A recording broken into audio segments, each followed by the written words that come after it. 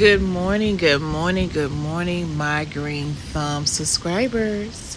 So it is Saturday and it started out with a bang. When I say a bang, I heard boom from the thunder this morning.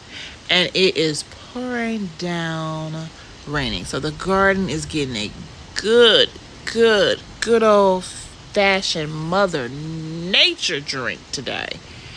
I am so excited because usually after the rain, there is something spectacular to witness in the garden. I can't wait to see what the rain brings.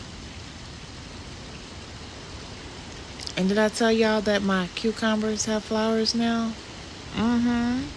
Cucumbers have flowers. Look at how tall they are and how they are trellising up that trellis that I made with dollar store products.